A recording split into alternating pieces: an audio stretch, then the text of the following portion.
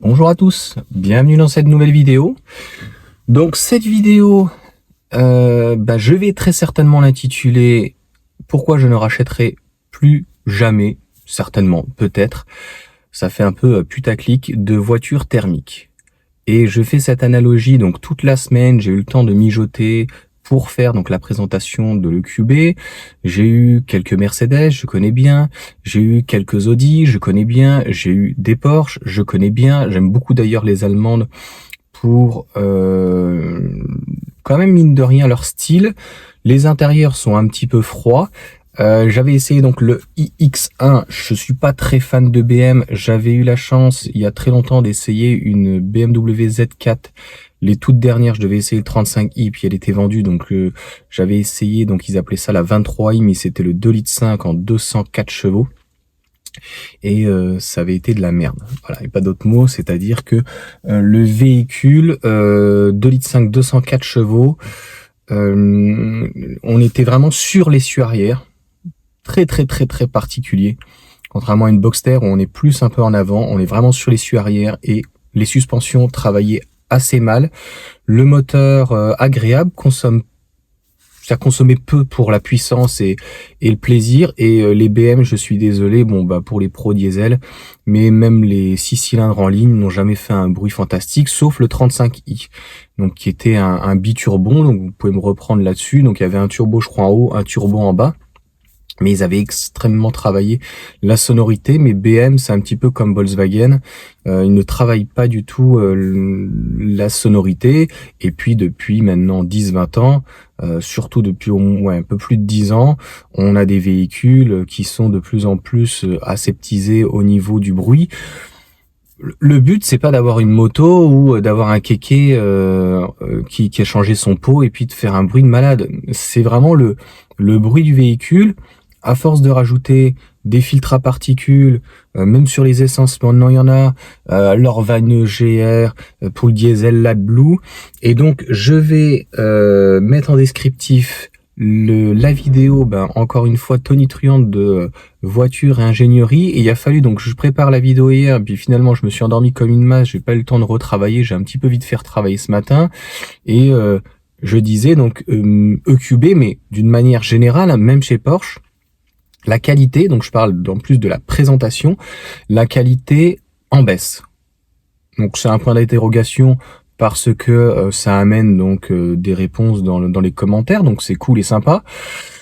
Mais moi, sur cette question-là, j'ai ma réponse, et il y a vraiment une baisse de la qualité, mais pas que au niveau de la présentation et de la finition, puisqu'il y a une baisse de la qualité depuis très longtemps sur le downsizing, avec notamment Volkswagen avec leur 2 litres TFSI, donc les turbos, il y a eu les boîtes à sec, là, les DSG7, au bout de 60 000, des fois elles sont rincées. On va rester du côté allemand, puisque même on va dire les européennes et les françaises, on parle du THP, mais le 2 litres TFSI c'est pas mieux, c'est un moteur qui va bouffer de l'huile. Ça fait très longtemps quand même que les constructeurs, d'une manière globale, européenne, surtout allemande et aussi française, n'ont pas fait des véhicules fiables. Et donc il fait l'analogie donc à l'inverse avec Toyota, où Toyota est en train de devancer pratiquement sur le marché allemand les Volkswagen. Voilà, donc ils font à la sauvette du AdBlue. L'AdBlue, je sais pas si vous vous rappelez, est à 40 centimes, maintenant il est à 1 euro. Il y a les cuves qui se déforment. Donc les personnes qui peuvent le mieux en parler, c'est les taxis. Toujours la même chose, un taxi au bout de 2 ans, il aura fait 200 000 km, et ils sont obligés de changer la chaîne parce que donc sur Mercedes, les 2 litres 2, c'était un excellent moteur, ils ont mis une simple chaîne. Voilà. Donc si vous changez pas la chaîne tous les 200 000, alors qu'une chaîne, normalement, ça doit jamais logiquement changer. Voilà, les gens les taxis qui achetaient des diesels, des 2 litres 2, 400 000, 500 000, j'ai eu un gars, quand je suis tombé en panne avec le Cayenne, on a été remorqué par un classe V, un grand et long. Donc le gars, classe V, il a une Audi A8, enfin il a pas mal de choses en taxi, donc il en a plusieurs et on a pu discuter. Il a changé le nouveau classe V qui est actuellement, c'était je crois encore Vito avant, parce que c'était une boîte de vitesse à variation, un variateur, hein, il me semble. A priori, elle était pas formidable. La 7G Tronic est plutôt très bien. La 9, je la connais un petit peu moins bien, mais je pense que c'est l'évolution, donc c'est pas une double embrayage, hein, normalement. Hein. Reprenez-moi si je dis une bêtise, mais normalement, ça n'est pas le cas. Donc, on n'a pas trop de problèmes à ce niveau-là. On va plutôt avoir des problèmes. Bah, j'ai fait un commentaire hier en disant, bah ouais, mais les injections directes. Tout ça, en fait, c'est l'ensemble de tout. Ne serait-ce qu'au niveau, on parle même pas donc de l'électronique qui est une merde finie, mais en plus des problèmes d'injection, les injections directes au lieu de le mettre indirect, c'était beaucoup plus fiable. Les problèmes de batterie, les problèmes de turbo, les problèmes de FAP, parce que le catalyseur, c'est assez rare. Après, il y a toutes les sondes là, les sondes lambda, avant, après, les contrôles anti-pollution. Moi, sur la SLK, bah, le gars qui me l'a vendu, il a fait un reboot, mais en fait, il y avait un problème donc sur la pompe d'admission d'air pour la pollution. Donc, c'était une bonne, mais fausse bonne idée. Concrètement, Mercedes savait que la voiture, tant qu'elle est pas chaude, elle ne peut pas chauffer en fait le catalyseur, et quand elle démarre, et ben en fait toute la pollution est rejetée, et tant que le catalyseur n'est pas chaud, il ne fait pas son travail. Donc à partir du moment où il ne fait pas son travail, ça laisse passer, donc les homologations sont un petit peu truquées, tronquées. Hein. On va pas reparler de Volkswagen, de ce qu'ils ont fait, de carrément mettre des logiciels, etc. pour tronquer la chose, quoi.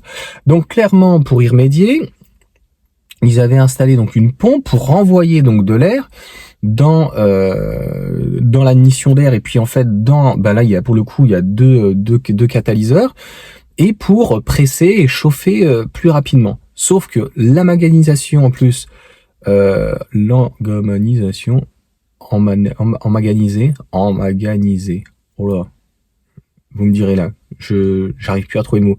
Le fait en tout cas de superposer le nombre de technologies, l'AdBlue, les lentilles-pollution, les injecteurs et tout plein de trucs, plus des problèmes de boîte, etc., ça fait que la voiture à 150, 200 000 a déjà eu un nombre de problèmes incalculables. C'est, voilà, et c'est pour ça que je vous dis, à mon sens, pourquoi je ne rachèterai plus de voiture thermique. Voilà, je l'ai déjà dit, la seule que je pourrais racheter, c'est peut-être une petite Boxster des années 2000. Mais les constructeurs sont allés trop loin. Alors, le pire, c'est voilà, les 3 cylindres, quoi. 3 cylindres turbo, donc un 1 litre qui fait 60 chevaux, qu'on passe à 120 chevaux, donc on double la puissance grâce au turbo, on gave d'air. On a le FAP, on a les diesels avec l'AdBlue, enfin c'est juste une catastrophe, quoi. D'ailleurs, il existe des 3 cylindres en plus en diesel, hein, c'est tondeuse à gazon. Non, un 3 cylindres, je l'ai déjà dit, c'est très bien sur des petites Smart ou les 107, c'était très bien sans turbo, 68 chevaux, 70 chevaux, 75, là le 1 litre 2, sans rien. Voilà. C'est-à-dire qu'on met déjà un moteur qui est limite, un peu faible, on va pas aller rajouter les merdes, quoi. Voilà. C'est d'ailleurs pour ça que je vous ai dit sur le nouveau 3008, le 1 litre 2 3 cylindres, ils vont changer donc la courroie, donc c'est du silicone, je crois. Vous me direz la courroie classique dedans, ils vont la changer par donc une chaîne. Et je pense que voilà, ça va être une simple chaîne, ça suffira largement, en espérant qu'elle se décale pas comme leur THP. Donc, c'est magnifique, la boucle est bouclée. Ce matin, je fais ma vidéo sur le QB, où je vois que toutes les parties basses, c'est pas mieux qu'une Renault, hein. C'est tout du plastique. Donc, je trouve que la Mégane E-Tech est tout aussi bien finie qu'un EQB, voire même mieux finie, clairement, et est une très belle proposition. Donc, quand il va y avoir le Scénic, qui, je ne sais pas quel prix va être, peut-être dans les 50 000, mais je pense qu'il n'aura rien à envier, absolument rien à envier, quand on voit ce que Nissan a fait avec, je ne sais plus comment il s'appelle, la Luagera, ou je sais plus leur modèle électrique, là, qui a l'air plutôt sympa, mais moi le look j'aime pas trop, mais ils ont de très belles propositions avec plusieurs choix, de batteries, plusieurs choix de moteurs et des 4 roues motrices. Clairement ça promet. Par contre ils ont tous des efforts à faire sur Tesla par rapport même pas au fait de cacher, mais toute la partie technique, on va dire, la partie moteur, refroidissement, pompe, etc. Je sais pas si c'est utile que ça soit visible. Si on peut passer en dessous du pont, c'est beaucoup mieux, parce que ça permettrait non pas de cacher la misère, pas du tout. Le but de cacher, ça serait de pouvoir gagner de la place. Et ça, Tesla le fait d'une manière... Là-dessus, c'est les seuls, ou les meilleurs en tout cas. Voilà, il y a la Smart, il y a quelques véhicules qui proposent des fronts, qui essayent, mais il y a que Tesla qui propose carrément à l'arrière, il y a le moteur quand même sur l'essieu, et ils arrivent à te faire un coffre, et ils arrivent encore à te faire une cuvette, quoi. Ils arrivent à te faire un truc... ça faisait longtemps qu'on n'avait pas vu ça, quoi. Si sur l'ancien 3008, il y avait une double soute, c'était assez large quand même, mais pas aussi profond, quoi. Donc on ne ressent pas le poids ni de la batterie, ni des moteurs en termes d'agrément de conduite, ni de perte de volume. Et c'est un petit peu le cas donc avec ces véhicules, même pour le Mercedes. Donc je pense avoir tout dit, j'espère ne rien avoir oublié dans cette vidéo, et je vous dis donc oui, la boucle est bouclée par rapport à ce que je pensais, et par rapport à ce qu'il a dit, et au problème de fiabilité, et que il faudrait pas donc réitérer le même problème avec l'électrique, puisqu'aujourd'hui si on a une très bonne gestion, ce que par exemple Tesla fait, moteur, batterie, très bonne gestion de la chimie, donc grâce au refroidissement, plutôt par eau que par air, c'est parfait. Et d'ailleurs, je vais faire dans le même temps une vidéo que j'avais prévu de faire, c'était lors de la présentation de la Lotus, où ils ont expliqué qu'il y avait une boîte de vitesse de rapport, il me semble, et il y a moi je m'étais engueulé par rapport là-dessus à Electrotib, là j'ai arrêté de le suivre pour ça. C'est dommage, je trouve qu'il a une très bonne chaîne, mais il y connaît rien dans l'automobile, et donc c'est pas haïtien, c'est ça y est,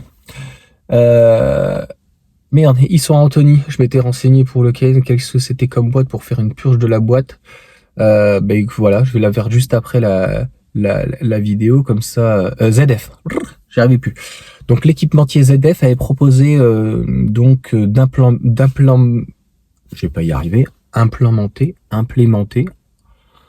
Oh là là, c'est grave, hein, vous allez me dire. Donc la boîte de vitesse ZF, ils avaient proposé donc pour le coup de l'additionner, de rajouter une boîte de vitesse, donc 3 rapports pour baisser la consommation. Je trouve que c'est une super bonne idée, mais malheureusement, donc je crois que c'était Tesla qui était plutôt absolument contre. Mais je pense qu'on va pas y avoir le choix. Il faut un véhicule extrêmement dynamique sur l'autoroute. Je vous l'ai dit, on fera pas de miracle. Et d'ailleurs, je ferai très certainement une autre petite vidéo où j'ai vu Caradisiac, c'était intéressant, qui parlait des batteries, mais dans 10 ans, donc j'aime pas trop parler de choses dans 10 ans, quoi. Voilà, donc je ferai, comme j'ai l'habitude de faire, une fusion de plusieurs sujets. Allez, je vous laisse sur cette vidéo. Dites-moi ce que vous en pensez, si c'était mieux avant. Ça fait très réac. Voilà, est-ce que c'était mieux avant? Ciao!